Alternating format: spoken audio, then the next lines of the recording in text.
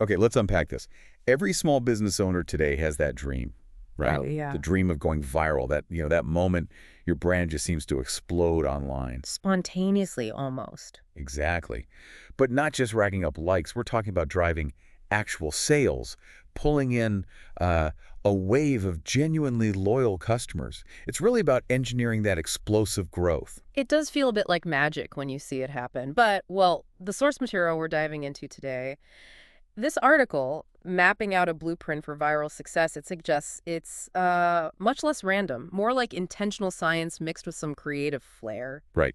So our mission here is to pull out the essential nuggets from this article so you can get a handle on what makes marketing go viral, and importantly, how you might start building a campaign for your business. Makes sense. And the article is pretty clear that just getting seen, that initial visibility, is often the first big hurdle. Sometimes you need a bit of a push to get started. That initial spark. Yeah, and it even mentions how services like RapidBoost.net exist specifically for that powering up profiles, giving you that first boost that could potentially, ignite something bigger, fueling that spark into real results. And what the article clarifies right off the bat is what viral actually means here. It's not just being popular for a second. Right, it's deeper than that. It's about rapid exponential spread, where like one person shares it with a few friends and they share it and so on. Explosive, self-sustaining growth. And ideally, organic growth. People wanting to share it. That's the goal, yeah. People choosing to share because it connects with them somehow. And that choosing to share part. That's where that psychology the article talks about comes in, isn't it? It's not just random clicks. Not at all. The article really digs into why we feel compelled to hit share. Often it's because the content makes us feel something strongly. Real humor or maybe awe, surprise, even urgency sometimes. Or maybe it makes us look good. Sharing something smart or funny gives us that social currency, right? Makes us look savvy to our network. Precisely. Or it helps us connect. It reinforces our identity with a group, lets us jump on a trend, join a conversation using a hashtag. The article mentions studies like Jonah Berger's work showing content that inspires awe is like 30% more likely to get passed around. But it also points to other triggers controversy, stuff that feels empowering, nostalgia, even feeling like you're part of an exclusive group. That clicks. Yeah. We're definitely emotional, social beings. So, okay, translating that psychology into the actual content people share, what are the key ingredients the source identifies? Well, the article highlights four main things. First, that emotional resonance we just mentioned has to hit you on a gut level. Okay, visceral. Second, simplicity and clarity. In today's crowded feeds, you've got like milliseconds. It needs to be easy to get instantly. Got it. Easy to feel, easy to understand. What else? Third, social currency. Does sharing this make the person look smart, funny, or in the know? The look good factor again. Yeah. And fourth, a clear call to action. Doesn't always have to be buy now. Could be subtle, like visit the link, use this hashtag, tag someone who needs this, something to channel that energy. Okay. Emotional, clear, makes the sharer look good, and tells them what to do next, even subtly. And the article often sees these packaged in, like short videos, clever copy, relatable images. And usually some kind of branded element or campaign hashtag that ties it all together. Right, which leads nicely into the source's idea of reverse engineering successful campaigns. How are these things actually built? The article really hammers on storytelling. Storytelling. Yeah, it's fundamental. Like that Dollar Shave Club launch video. It wasn't slick, was it? It was raw, funny, kind of irreverent. Yeah. And it just nailed the frustration of buying razors. Exactly. It wasn't really about the razor itself, but the experience. The article argues the best viral content builds a narrative where customers see themselves, their problems, their hopes. So people could relate. Totally. Another great example the article uses is the Share a Coke campaign. That took a basic product and made it personal. Finding your name or a friend's name on that bottle. Suddenly it's a personal story you want to share. It tapped right into connection and identity. And this feels like where user-generated content, UGC, becomes so powerful, as the article highlights. Yeah, and what's interesting there is the trust factor. We just inherently trust people like us, our friends, peers, way more than we trust ads. Makes sense. So the article shows that encouraging your customers to create and share their content, unboxing videos, challenge entries, just showing how they use your product, it's not just free marketing. It's powerful social proof because it feels authentic. It comes from a real person. Like Rothy's, the shoe brand. The article mentions they feature customer photos all the time. It looks good, it's relatable, and it makes other people want to share their moments too. Fuels that organic reach. And a key tool for organizing all that UGC, or any viral push really, is using hashtags and challenges effectively. The article points out they're like digital gathering spots. They organize the conversation, help drive trends. The hashtag Ice Bucket Challenge example is classic, right? Simple action, memorable hashtag, global phenomenon for a cause. Exactly. So designing a unique, easy-to-remember hashtag linked to your brand or campaign, that's pretty crucial for corralling all that potential energy. Okay, so we've got the psychology, the ingredients, key components like storytelling, UGC, hashtags. The article then gets more tactical. How do you actually build one of these campaigns? What's the blueprint? It lays out a pretty clear step-by-step approach. Step one, the absolute foundation. Define your goals clearly and know your target audience inside out. Right. What do you actually want to achieve? Is it just awareness or leads, sales, community building? And who specifically are you trying to reach? The article really stresses getting granular here. Build those buyer personas. Understand their demographics, sure, but also their pain points, where they hang out online, what actually motivates them to share stuff. Because knowing that dictates everything else. Which platforms to use, what kind of content will even register with them. Totally. Then step two is finding your unique angle.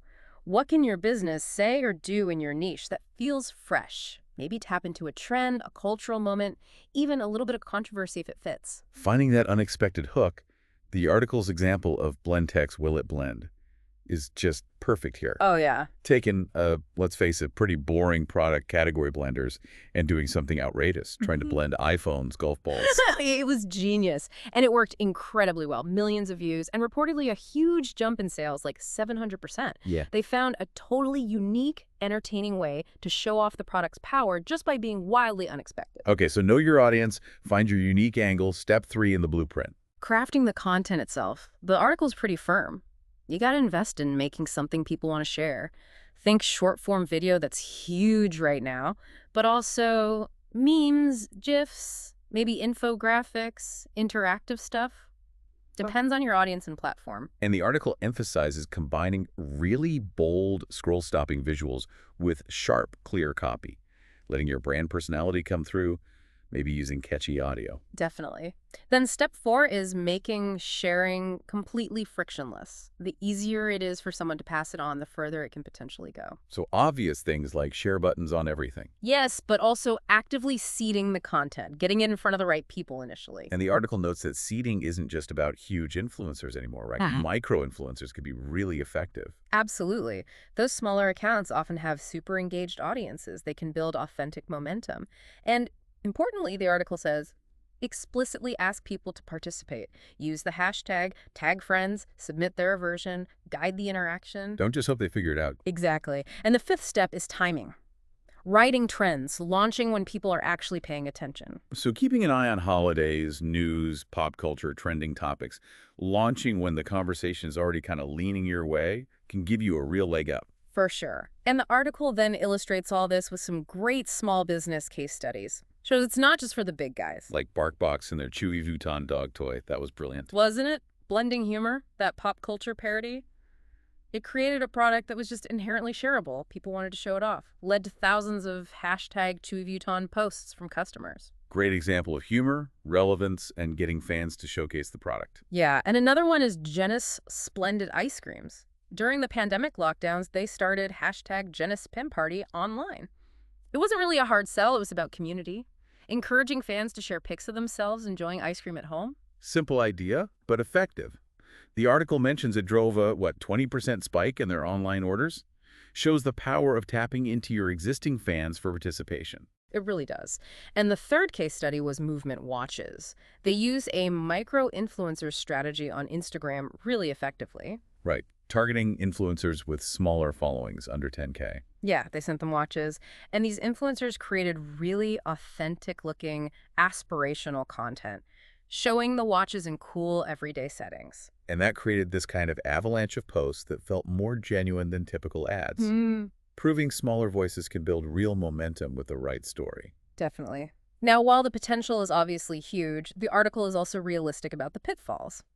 Why do some campaigns that seem built for virality just fizzle out? Yeah, what are the warnings? Well, one big one is chasing shock value just for the sake of it, instead of being authentic. It might get eyeballs for a second, but it rarely converts well and can seriously backfire on your brand reputation. Oof, yeah. Bad buzz is still bad. Right. And another is ignoring platform nuances. What works on TikTok probably won't work the same way on LinkedIn, you know? You have to tailor it. Makes sense. Different audiences, different formats. And maybe the biggest one the article highlights, missing the follow-through. Viral buzz is awesome, but it's just attention. It's not a business result by itself. So if your website crashes from traffic Mhm. or your offer isn't clear when people land there or you have no way to capture leads, Then all that energy just dissipates. You've got to have a plan to convert that spark into actual sustainable growth. Virality gets you noticed. You need to be ready to turn that notice into business. okay, so let's boil this down. The article basically provides an actionable checklist, right? Pretty much. First, nail down your audience. Use the tools, build those personas, really understand them. Second, brainstorm your content pillars. How can you hit those emotional triggers, solve a problem, or ride a trend for that specific audience? Third, map the journey. What do you want people to do after they see your content? Visit your site, sign up, use a code, and what's the incentive for them? Fourth, produce that great content. Focus on quality, but also speed so you can jump on opportunities. Fifth, figure out distribution. How will you get the ball rolling? Paid ads, influencers, hashtags, community outreach. Then launch and monitor like crazy, especially at the start. The article has that pro tip. The first 48 hours are critical. Absolutely critical. You need to be engaging, instantly replying to comments, sharing mentions, thanking people. Amplify any momentum you see. Don't just set it and forget it. And finally, measure and learn. Track shares, traffic, sure. But the article really pushes you to track conversion rates. Did the buzz actually lead to sales, leads, whatever your goal was? What worked, what didn't? Learn for next time. Exactly. So based on this article, creating a viral campaign isn't some lottery ticket. It's a strategic process. It's about deeply understanding your audience, crafting stuff they genuinely want to share, distributing it smartly, and crucially, being ready to capitalize on the attention to build your business. Yeah, the article makes it clear that strategy and being prepared are key. And it is possible for small businesses. You just need creativity, a solid plan, learning from what works, and focusing on outcomes. Test, learn, iterate. The right campaign really could be transformative. And maybe something to think about as you consider this for your own brand. Viral marketing is this fascinating mix, isn't it? It's part plan strategy, the research, the content creation, the distribution plan, and part unpredictable human behavior playing out on social platforms. Is it ultimately more art, tapping into human nature, or more science, systematically designing for spread? And maybe the real question is, how can you find that specific dynamic balance for your unique business?